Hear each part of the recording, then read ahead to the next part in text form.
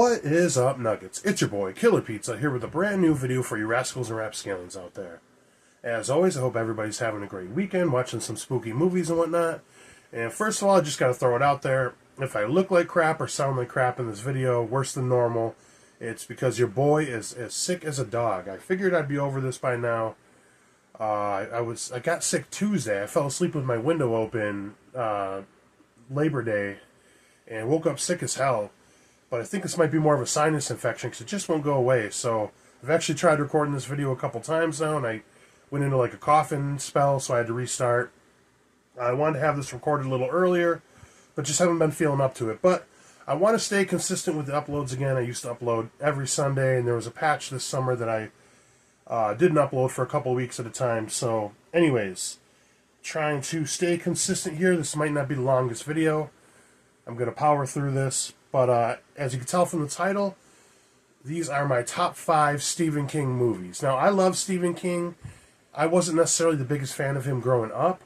I grew up on It and a lot of movies like that. But, he's one of the kings of horror and everything. And for my list right here, my top 5, I'm not including movies that he actually wrote for the film itself, like Creepshow 1 and 2. I think he wrote Maximum Overdrive, if I'm not mistaken. So these are movies that are taken from the adaptation. These are taken from his actual stories and books. So that's how I'm going to do my list. And I'm not saying these are his best movies or his best stories. These are just my favorites, my top 5. I know I'm going to have probably a couple controversial ones on here, and a couple controversial ones I left off that are probably on everybody else's list. So first of all, to start this list out, I'm going to go with the obvious, and that is The Shining. I am a very big fan of Stanley Kubrick. I think he makes some pretty strange and pretty rad movies. I mean, what's there to be said about The Shining that you guys don't already know? Jack Torrance in here. Great character, Jack Nicholson. This is one I like to watch every winter. This is pretty dang good 4K they put out. And if you want to grab this, it's pretty cheap on Amazon. It's usually like around $10. But a perfect winter horror movie. A lot of depth in this.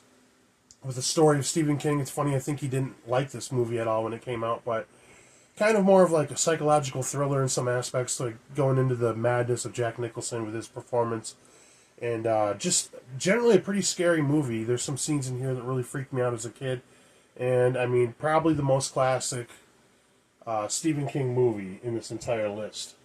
I mean, I don't think I've ever met somebody that didn't like The Shining. I still have never seen Dr. Sleep. I bought that when it first came out, and I'm surprised I still haven't watched that. Anyways, here's one I surprisingly didn't see for the first time until like 2 years ago, and that is John Carpenter's Christine, which I'm surprised by this in retrospect, because John Carpenter is my all-time favorite director. This one just always got away from me because I just thought like a killer car.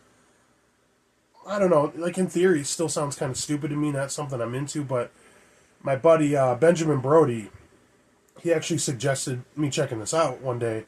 He couldn't believe I never watched this, and after watching it myself, I'm kind of shocked too. The way he described it is what makes this movie so great. He said it's about the characters, and I've heard a lot of people argue in slasher movies or horror movies, more so slashers, which is, would this be considered a slasher in a way? Because the car is killing people, you know what I mean? But I've heard a lot of these arguments that the characters don't matter. And I agree to an extent on certain horror movies, certain slashers, but I think the more you invest in the characters themselves, the more impact it has when the deaths happen and everything. And the lead kid in this, who's like a nerd, he ends up becoming like a greaser. He gets kind of like manipulated through the spirit of this car and everything. Like the way his character changes through this movie with his best friend and the love interest and everything, those three alone. I just love the characters in this movie, and that's really what makes this one stand out. I love the setting this movie takes place in. Sorry guys, I'm trying to get through this. And like I said, I like how the car kind of takes him back to like the greaser days. He like literally falls in love with this car. Pretty cool effects in this too, with how the car can like regenerate itself and everything. Some very unlikable bullies that get theirs, and like I said, the lead kid, he's very likable himself, but kind of becomes a pretty shit person in this, but he's being controlled by the car. So your feelings are kind of in a bunch of different ways for this film, I guess. Hard for me to really describe, to put my finger on it, but Mostly it's just the characters in here for me. Alright, now here, this might be a controversial one to put on my list because you guys are going to expect, all horror movies for the most part when you're talking Stephen King, but I'm going to talk about The Running Man with Arnold Schwarzenegger. I'm a huge action movie fan, 80s action movies, 90s action movies, Arnold Schwarzenegger, and some of my very favorite movies. This one is fun, action-packed, funny. I love it so much. It's like Arnold Schwarzenegger, like, he's like a cop, I believe, or something. Some kind of, like, military cop or something in the future, and then he doesn't want to, like, drop these bombs or whatever in the helicopter to kill these innocent people. So he gets sent away to this futuristic jail, and they do, like, a jailbreak, and then he's trying to escape all the goons and the bad guys from capturing him.